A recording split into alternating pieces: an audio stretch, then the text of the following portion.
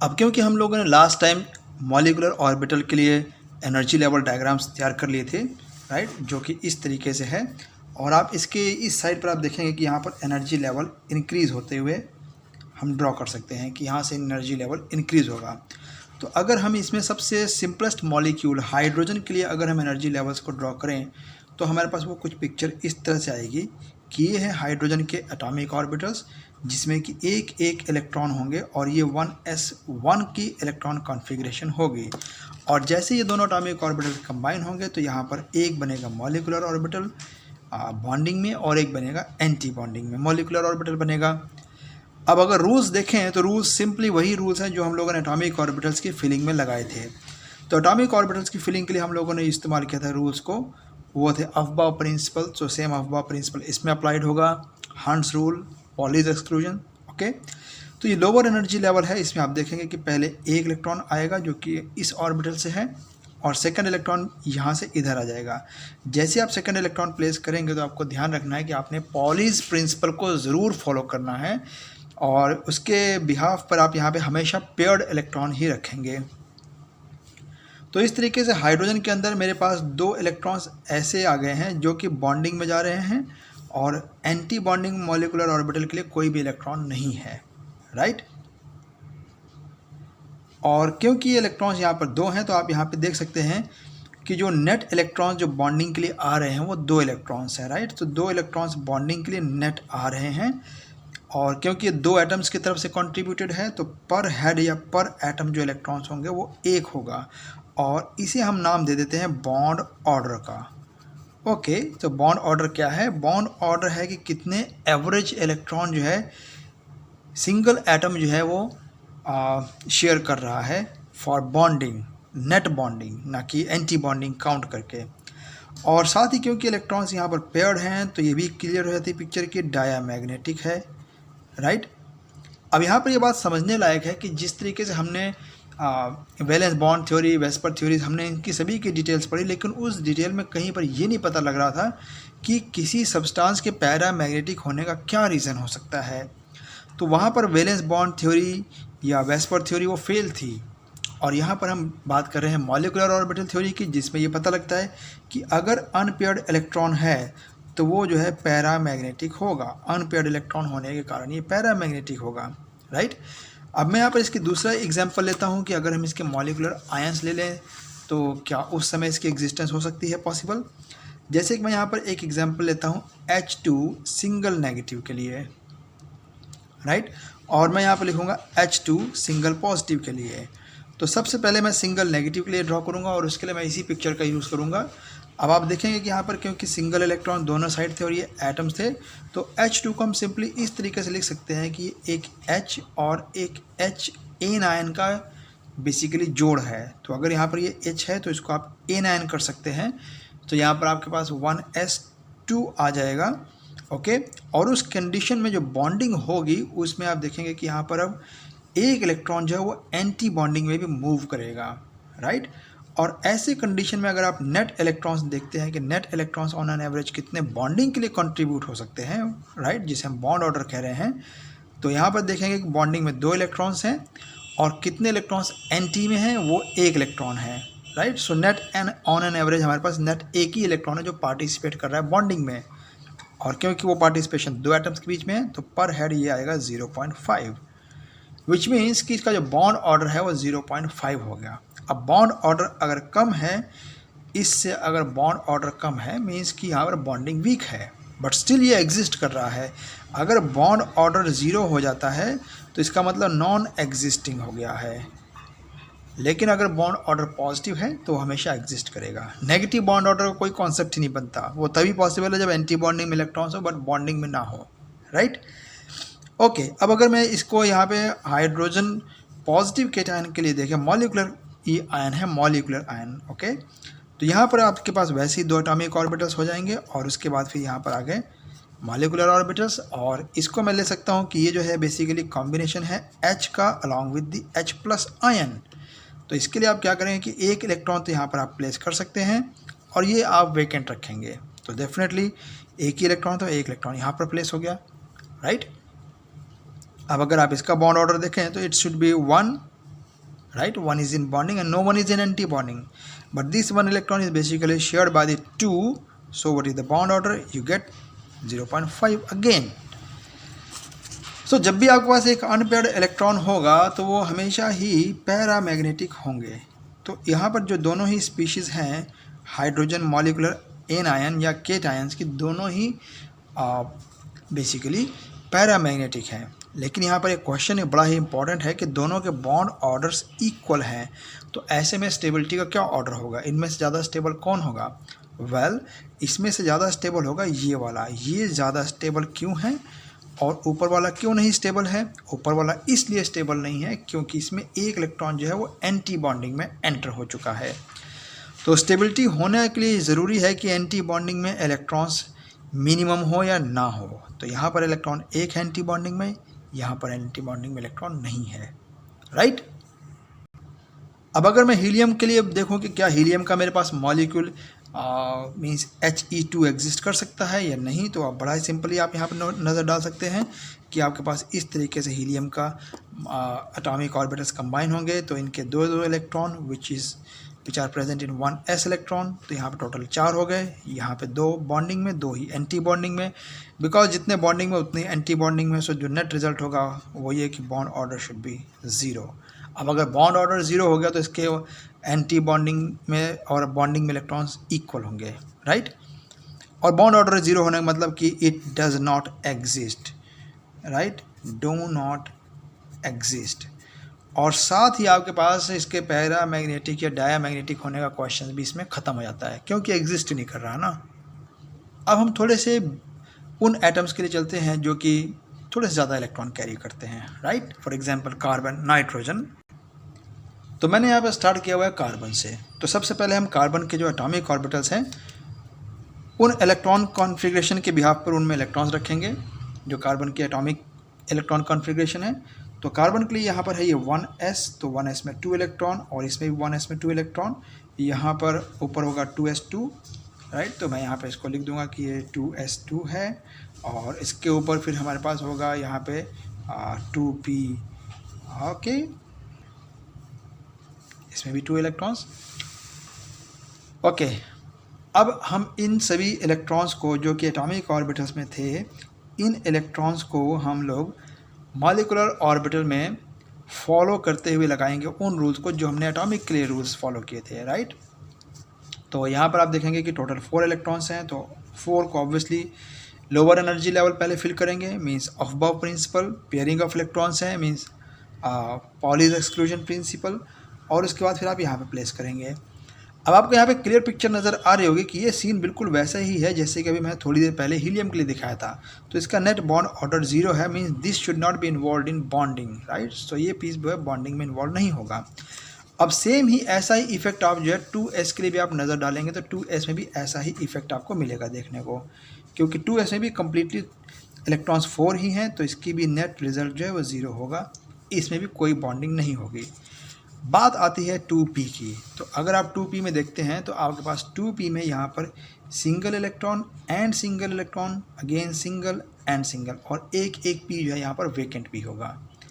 Total electrons 4 हैं और इसकी जो एनर्जी लेवल्स है वो रिवर्स है, जैसा कि हमने प्रीवियस लेक्चर में देखा था। तब आपको 4 इलेक्ट्रॉन्स प्लेस करने हैं और रूल्स का ध्यान रखना है। लोअर वाले फिल होंगे अबव रूल, और पेयरिंग होगी बिकॉज ऑफ पॉलीज प्रिंसिपल। और हंट्स रूल भी याद रखना कि अगर एक से ज़्यादा ऑर्बिटल जब भी होते हैं एक ही लेवल पे, मींस डीजेनरेट ऑर्बिटल्स जब होते हैं, तो इसमें हंट्स रूल अप्लाई होता है, तो राइट। सो पहले मैं एक इलेक्ट्रॉन यहाँ प्लेस करूँगा with up spin and then second यहाँ पर। टोटल 4 इलेक्ट्रॉन्स थे, so we have third and we have the fourth one with opposite spin. तो मैंने यहाँ पर फॉलो किया है हंट्स रूल, राइट। और इसके बाद अब जो ऊपर के जो एंटी बॉन्डिंग्स हैं और एक बॉन्डिंग भी है इंक्लूडिंग दैट, ये सारे जो ऑर्बिटल्स हैं इनमें कोई इलेक्ट्रॉन भी फिल नहीं होगा, ओके। तो ऐसे में आपके पास इसका बॉन्ड ऑर्डर क्या डिफाइन होना चाहिए, राइट।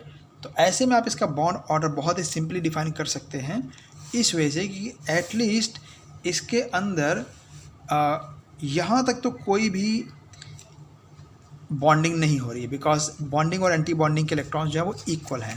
तो अगर आप बात यहाँ से करते हैं तो आप देखते हैं कि बॉन्डिंग में टोटल 4 इलेक्ट्रॉन्स हैं और एंटी बॉन्डिंग में कोई भी इलेक्ट्रॉन नहीं है, यानी कि टोटल 4 ही इलेक्ट्रॉन्स बॉन्ड बना रहे हैं और वो भी 2 एटम्स के बीच में। So what is the bond order? It should be 4/2 means 2।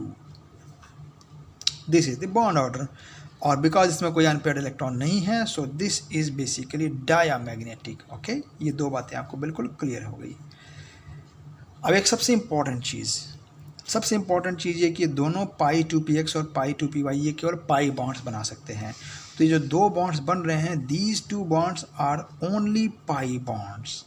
There is no sigma bond in C2 molecule, there is no sigma bond, right. ये बड़े काम की चीज़ है। तो इसके अंदर कोई भी सिग्मा बॉन्ड नहीं होता। और ये ऐसा केस है जिसमें कि यूजुअली हम देख सकते हैं कि सिग्मा के बिना पाई बन रहा है, राइट। ओके, अब सपोज कीजिए कि अगर मैं इसके साथ अगर एक पैरेलल एक और केस डिस्कस करूँ कि C2 और एक सिंगल नेगेटिव हो जाए तब क्या होगा। ओके, तो अगर सिंगल नेगेटिव हो जाएगा तो आप एक और इलेक्ट्रॉन यहाँ P में प्लेस करेंगे, राइट। और इस वक्त अब आप एक हायर लेवल पे चले जाएंगे, राइट। तो आप ओके, यहाँ पे हायर लेवल तो ये वाला हो गया, तो इसमें एक इलेक्ट्रॉन प्लेस हो गया। अब अगर आप देखेंगे कि बॉन्ड ऑर्डर में क्या फ़र्क पड़ा तो आप समझ जाएंगे कि यहाँ पर बॉन्डिंग में एक इलेक्ट्रॉन और आ गया है। अब एक इलेक्ट्रॉन के आने के कारण जो है 0.5 का बॉन्ड ऑर्डर का फ़र्क पड़ जाता है, क्योंकि बॉन्डिंग में है तो बॉन्ड ऑर्डर बढ़ना चाहिए। तो कितना बढ़ना चाहिए? एक इलेक्ट्रॉन के कारण केवल 0.5 बढ़ना चाहिए, क्योंकि पहले 2 था। तो इस वक्त जो कंडीशन आएगी वो होगी 2.5 बॉन्ड ऑर्डर की, और साथ ही ये पैरामैग्नेटिक भी हो जाएगा। ओके, अब सपोज़ कीजिए कि मैं यहाँ पर और करता हूँ कि मैं यहाँ पर इसको एसिटिलाइड एनायन कर देता हूँ, ये जिसको हम कार्बाइड एनायन कहते हैं। तो यहाँ पर एक और इलेक्ट्रॉन आ गया। सो ये यहाँ पर आप लगाएंगे और फिर ये हो गया 6th इलेक्ट्रॉन। अब आप देखेंगे कि आपके बॉन्डिंग में net electron bonding molecular orbital में 6 हैं, राइट। तो पर एटम जो पड़ेगा वो होगा 3 इलेक्ट्रॉन्स, यानी कि 3 हो जाएगा इसका बॉन्ड ऑर्डर, और इस कंडीशन में हो जाएगा diamagnetic, because there is no unpaired electron. तो इसका साफ मीनिंग है कि कार्बन 2 से कार्बन सिंगल एनायन मॉलिक्यूलर, और ये जो दे रखा है कार्बाइड, ये ज़्यादा स्टेबल होगा। और आपने इसको कई जगह पे नोटिस भी किया होगा, जैसे कि कैल्शियम कार्बाइड, राइट। तो इस तरीके से ये एग्जिस्ट करता है, राइट। और इसका बॉन्ड ऑर्डर 3 है। यहाँ पर नोटिस करने वाली बात यह है कि इसके P में जैसे ही हमने 3 इलेक्ट्रॉन्स लगा दिए, ये वैसी ही कंडीशन आ गई जैसे कि नाइट्रोजन की थी। तो अगर नाइट्रोजन में भी इस तरह से अगर आपके पास P में 3 इलेक्ट्रॉन्स हैं और कार्बाइड में भी अगर 3 इलेक्ट्रॉन्स हैं और बॉन्ड ऑर्डर 3 है, डायामैग्नेटिक है, तो वही कंडीशन नाइट्रोजन के लिए भी होनी चाहिए। कहने का मतलब ये है कि अगर ये आइसो इलेक्ट्रॉनिक हैं तो उनका बॉन्ड ऑर्डर सेम हो जाएगा। तो अब हम नाइट्रोजन के लिए डिस्कशन करने जा रहे हैं। तो नाइट्रोजन की डायग्राम आपके सामने यहाँ पर दिख रही है, राइट। तो अब मैं नाइट्रोजन को यहाँ पर लगाऊंगा, प्लेस करेंगे सिंगल इलेक्ट्रॉन्स। इस बार मैं थोड़ा सा इसको स्पीड में लेके चलूँगा। ये देखिए, ये 1s, देन ये 1s, ये कम्प्लीटली फिल्ड हो गया, ये कम्प्लीटली फिल्ड हो गया, राइट। देन इसके बाद 2s, ये कम्प्लीटली फिल्ड हो गया, ये कम्प्लीटली फिल्ड हो गया। तो up to this point there is no concept of bonding. अब बॉन्डिंग होगा इसके हायर लेवल्स पे, राइट। तो आप देखेंगे कि एक इलेक्ट्रॉन यहाँ पर होगा P में, एक यहाँ पर P में, और एक यहाँ, यहाँ और यहाँ। इस तरीके से P में इलेक्ट्रॉन जो है ऑक्यूपाई हो चुके हैं। अब टोटल हमारे पास 6 अनपेयर्ड इलेक्ट्रॉन्स हैं। How to place them? Following the Aufbau rule, Hund's rule, Pauli's rule, we have 1 electron, then another electron, then pairing by the Hund's rule, then pairing, then again following the Aufbau principle higher level, following the Pauli's rule, right. तो आप देखेंगे कि बिल्कुल वैसी situation आ गई जैसे कि carbide की थी सिचुएशन, राइट। और मैं यहाँ पे दोनों को पिक्चर को एक साथ आपको दिखाऊंगा कि आप समझ सकें कि दोनों में ही पिक्चर में क्या सिमिलैरिटीज़ हैं। तो आप नोटिस कर सकते हैं कि ये सब कुछ सेम है। तो इसलिए जो नाइट्रोजन है उसका बॉन्ड ऑर्डर जो है वो होगा 3, which means there are triple bond between the nitrogen, right. So bond order हो गया इसका 3, और ये हो गया diamagnetic, right. So that was all about the nitrogen molecular. Okay, अब अगर इसके हम मॉलिक्यूलर को आयंस में कन्वर्ट करें तो मेरे पास कुछ ऐसी सिचुएशन है जैसे कि N2+, N2+2, N2 minus and N2 minus 2, right. तो मैं इन सभी के लिए बस यही चाहूँगा कि हम इसको फटाफट से इनके बॉन्ड ऑर्डर्स लिखते चलें। इस बात का ध्यान रखना है कि एक इलेक्ट्रॉन के ऊपर बॉन्ड ऑर्डर में 0.5 का फ़र्क पड़ेगा। अगर वो बॉन्डिंग में है, बॉन्डिंग में इलेक्ट्रॉन बढ़ते हैं तो बढ़ जाएगा, बॉन्डिंग से घटता है तो बॉन्ड ऑर्डर घटेगा। क्यों? क्योंकि बॉन्डिंग तो बॉन्डिंग के लिए होता है ना। लेकिन अगर एंटी बॉन्डिंग में इलेक्ट्रॉन एंटर करेगा तो घटेगा, और अगर एंटी बॉन्डिंग से इलेक्ट्रॉन रिमूव हो गया तो बॉन्ड ऑर्डर बढ़ना चाहिए, बिकॉज ये पॉजिटिव चीज़ है कि आप एंटी बॉन्डिंग से इलेक्ट्रॉन कम कर रहे हैं। तो सबसे पहले मैं N2+2 के बारे में बात करूँगा। तो अगर आप N2+2 के लिए देखते हैं तो आपको यहाँ से एक इलेक्ट्रॉन रिमूव करना पड़ेगा, राइट। सो अगर एक इलेक्ट्रॉन रिमूव हो जाएगा तो यहाँ पे 5 हो जाएंगे। So what should be the bond order? 5/2 means it's just 2.5। आप देख रहे हैं कि आप बॉन्डिंग से इलेक्ट्रॉन रिमूव कर रहे हैं, और जब आप N2+2 करेंगे तो आप एक और इलेक्ट्रॉन रिमूव करेंगे, just decrease the bond order by 0.5 factor. Okay. Similarly अगर ये N2 सिंगल नेगेटिव है, means I have one more additional electron, तो मैं इस इलेक्ट्रॉन को एक हायर लेवल पे प्लेस करूँगा कुछ ऐसे। और अब आप देखेंगे कि 6 electrons are in bonding and 1 is against the bonding. So how many are net for bonding? Only 5, and what is 5/2? That means 2.5, right. So it's 2.5। और अगर आप वैसे समझें तो आपने एक इलेक्ट्रॉन बेसिकली, जब नाइट्रोजन था तो नाइट्रोजन का बॉन्ड ऑर्डर बिल्कुल क्लियर है, नाइट्रोजन में ट्रिपल बॉन्डिंग है, मीन्स इसका बॉन्ड ऑर्डर ट्रिपल है। ओके। और जैसे एक इलेक्ट्रॉन इसमें एंटी बॉन्डिंग में एंट्री करेगा तो इसका bond order half unit decrease हो जाएगा, और अगर एक और इलेक्ट्रॉन इसका एंटी बॉन्डिंग में एंट्री करेगा तो इसका बॉन्ड ऑर्डर हाफ यूनिट और डिक्रीज हो जाएगा, राइट। कुछ ऐसा हो जाएगा। आप देख रहे हैं कि जो N2+2 है ये कार्बन जैसा नज़र आता है, बिकॉज N2+2 में टोटल 12 इलेक्ट्रॉन्स हैं। और वैसे भी कार्बन का जो मॉलिक्यूल है, C2 मॉलिक्यूल जो है, इसमें हम लोगों ने बॉन्ड ऑर्डर पहले ही बता रखा था कि इसका बॉन्ड ऑर्डर आता है 2, राइट। तो इसका ये बिल्कुल पिक्चर बिल्कुल क्लियर है कि जितने इलेक्ट्रॉन्स होंगे उसके अकॉर्डिंगली उनका बॉन्ड ऑर्डर होगा। तो ये नाइट्रोजन और नाइट्रोजन के आयंस के रिगार्डिंग था। अब मैं इसमें बात करूंगा ऑक्सीजन के आयंस और ऑक्सीजन मॉलिक्यूल के लिए, राइट। तो वो पिक्चर हमारी बहुत सिंपल है, और इस पिक्चर में भी मैं थोड़े से यहाँ पे स्पीड रखूँगा कि इनके हम फटाफट से जो लोअर ऑर्बिटल्स हैं उन्हें हम एटलीस्ट कंप्लीट यहाँ पे फिल कर लें, ताकि आप समझ जाएं कि यहाँ पर कोई भी बॉन्ड नहीं बनता है लोअर ऑर्बिटल्स में, राइट। तो हम लोग एटलीस्ट यहाँ तक हमने कर दिया काम। Now let's go for P. अब पहली पिक्चर अगर आप कंपेयर करेंगे तो आपको यहाँ पे वो पिक्चर क्लियर हो जाएगी कि नाइट्रोजन वाले में केस में और इसमें आप देखेंगे कि यहाँ पे जो ये पाई ऑर्बिटल्स थे ये फ्लिप होके हायर लेवल पे चलेगा, और PZ जो है नीचे आ गया ऑक्सीजन में। सिर्फ यही एक चेंज है, और इसका चेंज का जो रीजनिंग है वो हमारे प्रेजेंट सिलेबस में नहीं है।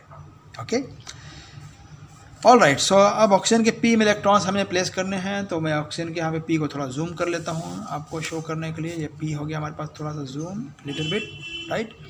All right. सो इसके P में 4 इलेक्ट्रॉन्स हैं, 1 2 3 and then pairing, 1 2 3 and then pairing. Total electrons we have 8। तो पहले यहाँ पर पेयरिंग, देन यहाँ पर इस तरीके से again pairing following the Hund's rule.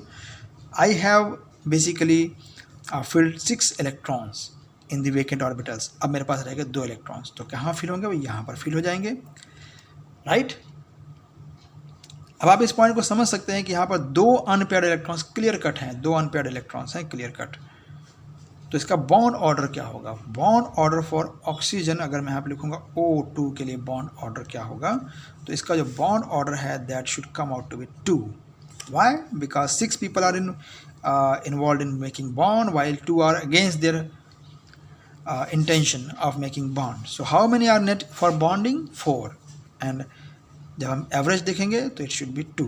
अक्सर लोगों को ये नहीं पता था कि बॉन्ड ऑर्डर में हम डिवाइड बाय 2 करते क्यों हैं। वो इसलिए करते हैं because you are basically dividing the electrons into 2 atoms. Okay, अब अगर मैं यहाँ पर ऑक्सीजन 2+1, ऑक्सीजन 2+2, ऑक्सीजन 2-1 और एक ऑक्सीजन 2-2, इनके लिए अगर मैं आपको क्वेश्चन पूछूं कि इसमें क्या होगा ऑर्डर, तो बड़ा सिंपल है। देखो, अगर O2+2 है तो इसका मतलब ये हो गया कि आपके पास एक इलेक्ट्रॉन रिमूव होगा एंटी बॉन्डिंग से, दैट मीन्स बॉन्ड ऑर्डर के लिए ये एक अच्छी बात है। तो पॉजिटिव चीज़ अगर एक इलेक्ट्रॉन एंटी बॉन्डिंग से कम होगा, रिमूव होना, it's a good thing from anti bonding, तो इसका जो बॉन्ड ऑर्डर होगा दैट विल बी 2.5। और O2+2 के लिए एक और रिमूव हो जाएगा ये भी, तो इट विल बिकम 3.0। और आप देखेंगे कि O2+2 में अगर आप 2 इलेक्ट्रॉन, O2 में से अगर आप 2 इलेक्ट्रॉन रिमूव करेंगे, so you will have just same electron as that of nitrogen. Okay, अब अगर ये O2-1 है तो मैं यहाँ पे इसको दिखाऊंगा कि ये -1 ऐसे आ गया और आप एक इलेक्ट्रॉन यहाँ प्लेस कर देंगे। अब आपने एंटी बॉन्डिंग में एक इलेक्ट्रॉन एडिशनल डाल दिया, तो बॉन्ड ऑर्डर जो है O2 से -1 होने पर 2 पहले था, ये 1.5 हो जाएगा, रिड्यूस हो जाएगा, राइट। और अगर आप एक और इलेक्ट्रॉन इसमें प्लेस कर देते हैं, राइट, तो यहाँ पर आप देखेंगे कि यहाँ पर ये 1.0 हो गया। अब नोटिस करने वाली बात यह है कि इसका नाम है पर ऑक्साइड आयन, इट इज़ पर ऑक्साइड आयन, और इसका नाम है सुपर ऑक्साइड आयन, राइट। और यहाँ पर जो आपके पास केटायन दिया हुआ है, सिंगल पॉजिटिव जो केटायन है, इसका नाम है डाई ऑक्साइडेनियलियम। मैं इसको यहाँ क्लियर लिख देता हूँ, डाई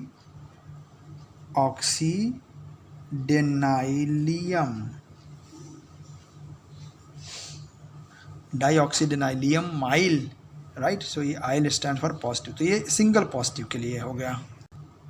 रेस्ट आप इसके लिए देख सकते हैं कि ये डाइऑक्सीडेनाइलियम है, तो ये इसका नेम क्या बन सकता है, राइट। सो अभी करंटली हमारे पास सिलेबस में ये भी नहीं है, तो बस आपको सुपर ऑक्साइड और पर ऑक्साइड ही तैयार करना है।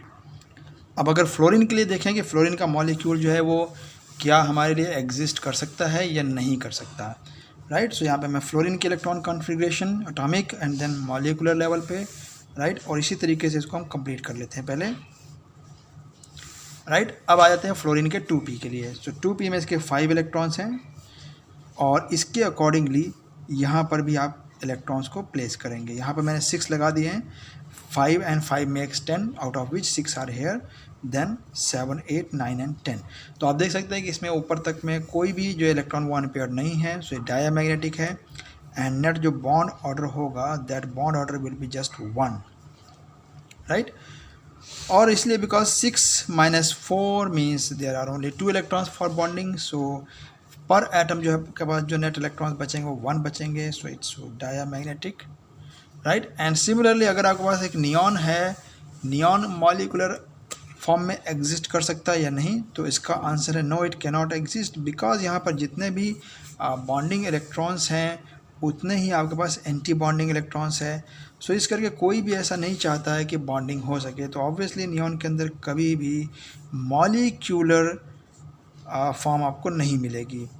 लेकिन अब नियॉन का मॉलिक्यूलर आयन एग्जिस्ट कर सकता है या नहीं कर सकता है, राइट। जैसे कि मैंने इस कंडीशन में आपको शो किया हुआ है कि यहाँ पर आप देखिए मैंने पूरे इलेक्ट्रॉन्स नहीं लगाए, सो इसका मतलब ये होगा कि ये नियॉन 2+1 है, तो ये एग्जिस्ट करेगा या नहीं, इसका answer yes, it will exist, but very less stable because of only 0.5 bond order, right. और रहा सवाल अगर नियॉन मॉलिक्यूल का कि नियॉन का मॉलिक्यूलर फॉर्म एग्जिस्ट करेगा कि नहीं, डायाटॉमिक मॉलिक्यूल एग्जिस्ट करेगा नहीं, तो it will not exist. Bond order का कॉन्सेप्ट बड़ा ही सिंपल है।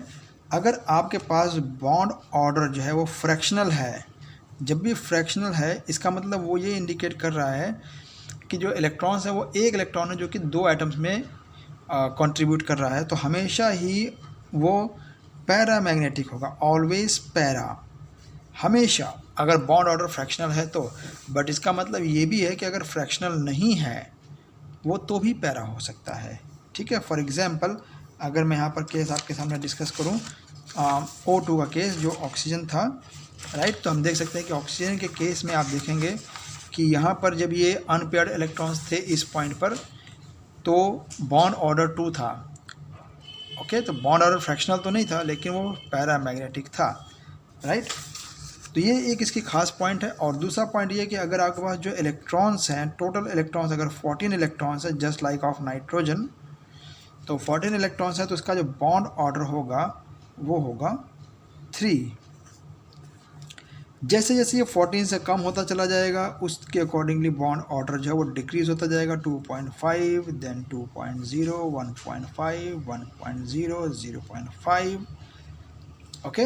और जैसे जैसे ऊपर जाएगा, बिकॉज नाइट्रोजन में यहाँ तक फिलिंग हो चुकी होती है, तो जैसे आप 15, 16, 17 करेंगे तो फिर 3 से डिक्रीज हो जाएगा, 2.5, 2.0, 1.5, 1.0। लाइक फ्लोरीन में यहाँ पर आप देखेंगे 18 होने पे ये ऐसा हो गया। ओके, सो ये बॉन्ड ऑर्डर का कॉन्सेप्ट बहुत ही सिंपल है, आप इसको यहाँ पे इम्प्लीमेंट कर सकते हैं। वेल, इसको थोड़ा और हम लोग सिंप्लीफाई कर सकते हैं। अगर मैं यहाँ पर आपके सामने इलेक्ट्रॉन कॉन्फ़िगरेशन लिख देता हूँ कुछ एलिमेंट्स की, for example if I right lithium, beryllium, boron, carbon, nitrogen, oxygen, fluorine and neon. तो लिथियम में है 2s1, बेरिलियम में है 2s2, बोरॉन में है 2s2 एंड 2p1, कार्बन में 2s2, 2p2 एंड नाइट्रोजन में we have just 3 unpaired electron. In case of oxygen we have again 2 unpaired electron. In case of fluorine we have 2p5 और neon के case में भी have 2p6 case. तो अब अगर आप यहाँ पे नोटिस करें कि अगर लिथियम में देखेंगे तो लिथियम में 1 अनपेयर्ड है, right. Beryllium has 1 unpaired, carbon has 2 unpaired, nitrogen has 3 unpaired, again oxygen has 2, fluorine has 1 and neon has none. तो जितने इसके अनपेयर्ड इलेक्ट्रॉन्स हैं वही इनके बॉन्ड ऑर्डर्स हैं। तो लिथियम में क्योंकि 1 अनपेयर्ड है तो इसका बॉन्ड ऑर्डर 0 होगा। In case of molecular forms अगर ये लिथियम 2 बनेगा, Li2 होगा, तो इसका 1 होगा। बेरिलियम 2 एग्जिस्ट नहीं करेगा because it has no unpaired electron. Boron 2 का अगेन बॉन्ड ऑर्डर 1, कार्बन 2 का बॉन्ड ऑर्डर 2, नाइट्रोजन का 3, ऑक्सीजन का 2, फ्लोरीन का 1 एंड नियॉन का 0, राइट। अब फाइनल चीज़ ये है कि इनके इलेक्ट्रॉन कॉन्फ़िगरेशन कैसे लिखने हैं। तो बड़ा ही सिंपल है, आपको एनर्जी ऑर्डर्स हमने जैसे बता रखे हैं तो आप उसी तरीके से, फॉर एग्जांपल मैं लिखता हूँ, सपोज करिए ऑक्सीजन के लिए लिखता हूँ, तो आप ऑक्सीजन के लिए कैसे लिखेंगे एनर्जी लेवल ऑर्डर। देखिए सबसे पहले सिग्मा 1s, इसमें 2 इलेक्ट्रॉन, इसके बाद फिर सिग्मा 1s का ही स्टार, इसमें भी 2 इलेक्ट्रॉन, सिग्मा 2s, इसमें 2 इलेक्ट्रॉन, सिग्मा 2s का स्टार, देन इसमें 2 electron, next sigma 2pz 2 electron, next pi 2px 2 electron, pi 2py 2 electron and next जो है इसके वो है पाई 2px star 1 electron and pi 2py star again 1 electron. यहाँ पर आप थोड़ा शो कर दें कि एनर्जी लेवल इनके इंक्रीज़ हो रहे हैं, लेकिन यहाँ पर इक्वल हो गए हैं, फिर इंक्रीज़ हो गए, बट ये आपस में इक्वल हो गया है। तो इस तरीके से आप इलेक्ट्रॉन कॉन्फ़िगरेशन भी लिख लेंगे। बस जो चीज़ यहाँ पे आपको डायग्राम में लिखी हुई है उसको आपने यहाँ पे नंबर वाइज लिखना है, दैट्स ऑल। अब हम बॉन्ड ऑर्डर को थोड़ा सा और अलग से भी कॉन्सेप्ट इसमें समझ सकते हैं। आप सपोज कीजिए आपके पास कुछ ऐसे मॉलिक्यूल्स हैं जिनका कि आपको बॉन्ड ऑर्डर कैलकुलेट करना है, बट आपके लिए वो हेटेरो एटॉमिक्स हैं। ये मतलब ये तो होमो थे जिसमें दोनों साइड सेम एटम्स थे। फॉर एग्जांपल अगर आपके पास ये है, हो गया है कार्बन मोनोऑक्साइड, आपको इसका बॉन्ड ऑर्डर निकालना है, it's just simply 3, why because it has triple bonding. अगर आपको HCl का बॉन्ड ऑर्डर निकालना है, it's just 1, can see here it's 1 bond order. अगर आपको सल्फर डाइऑक्साइड का बॉन्ड ऑर्डर निकालना है, just look at the average bond, it's 2, ये देखिए 2। अगर आपको यहाँ पे सल्फेट का एन आयन है, ये सल्फेट है, सल्फेट का एन आयन है और आपको इसका बॉन्ड ऑर्डर निकालना है, just look at the number of bonds, there are total 6 bonds between the 4 oxygen, so it on an average it gets 1.5 bond order. And how do we represent this 1.5? We represent it by resonance hybrid. कैसे? कुछ इस तरीके से आप इसको represent करते हैं कि सल्फर में एटलीस्ट 1 बॉन्ड तो है ही है, लेकिन इसके अलावा यहाँ पर हाफ बॉन्ड्स, इस तरीके से ये रेजोनेंस होता रहेगा और हम इसको ऐसे शो करते हैं। This is known as resonance hybrid and so this single bond represents the 1 and this dotted bond represents the 0.5, means 0.5, 1 plus 0.5, so means it's 1 plus and this means 0.5 more bond, so you get basically 1.5 bond order. Okay, now let's have some simple question. For example, suppose you have carbonate anion, तो carbonate an ion का क्या bond order बनेगा? Very good, simply 4/3, right, it's 1.33। इसका meaning क्या हुआ? इसका meaning ये हुआ कि कार्बन का हर एक ऑक्सीजन से एटलीस्ट 1 बॉन्ड तो कंफर्म है ही, बट उसके अलावा भी आप देखेंगे कि यहाँ पे बॉन्डिंग हो रही है, जिसको आप डॉट से रिप्रेजेंट करेंगे, which means fractional bonds. So how do we represent it? This solid line means 1 and this dotted line means 0.33, so you add them and what you get this one. सो यहाँ पर मैं mathematics को और structures को यहाँ पे combine करने की कोशिश कर रहा हूँ कि आपको ये चीज़ बिल्कुल पिक्चर समझ में आ जाए. Okay, now let's go for the benzene. Now suppose you have benzene and benzene has this structure, right. So you have benzene, और अगर आपको बेंजीन का बॉन्ड ऑर्डर क्वेश्चन में बनता है कि what is the bond order of benzene, so this question will be completely wrong because benzene has basically 2 categories of bonds. तो bond order for CH bond, अगर आपके पास बॉन्ड ऑर्डर CH का आता है तो ये तो बिल्कुल क्लियर कट पिक्चर है कि इसका जो बॉन्ड ऑर्डर है वो है 1 बॉन्ड ऑर्डर, यहाँ के लिए 1 है. लेकिन अगर बॉन्ड ऑर्डर C और C के लिए है कि C और C में क्या बॉन्ड ऑर्डर है, तो आप देख सकते हैं कि कार्बन के बीच में यहाँ पे जो बॉन्ड ऑर्डर है वो बेसिकली 3 बॉन्ड्स हैं और इस कार्बन की शेयरिंग हो रही है इससे और एक इससे. So it's basically 1.5 bond order. इसीलिए बेंजीन को हम लोग हायर क्लासेस में कैसे ड्रॉ करते हैं, हम बेंजीन को कुछ इस तरीके से ड्रॉ कर लेते हैं. यहाँ पर एक रिंग लगा देते हैं जो कि ये शो करता है कि इन सभी कार्बन के बॉन्ड्स जो ऑन एन एवरेज बराबर हैं, राइट. ओके, तो बॉन्ड ऑर्डर कैलकुलेट करने से पहले, बताने से पहले ज़रूर देखना है कि सिर्फ यही एक कोई मेथड नहीं है हमारे पास बॉन्ड ऑर्डर का, और जो बुक में मेथड दे रखा है number of bonding minus anti bonding, वो चीज़ हर जगह लागू नहीं होती है. लेकिन आपको बॉन्ड ऑर्डर का कॉन्सेप्ट जरूर समझ में आ गया होगा कि एक average bond between the 2 atoms is known as just a bond order, right. जितना ज़्यादा बॉन्ड ऑर्डर होगा उतनी ज़्यादा स्टेबिलिटी होगी. लेकिन ये बात भी सही नहीं है पूरी तरह से. तो क्योंकि मैंने हाइड्रोजन वाला केस डिस्कस किया था कि अगर H2 पॉजिटिव है, H2 नेगेटिव है, तो उसमें से पॉजिटिव वाला ज़्यादा स्टेबल होगा बिकॉज एंटी बॉन्डिंग में इलेक्ट्रॉन जाना ज़्यादा डिस्टेबलाइज कर देता है. ओके.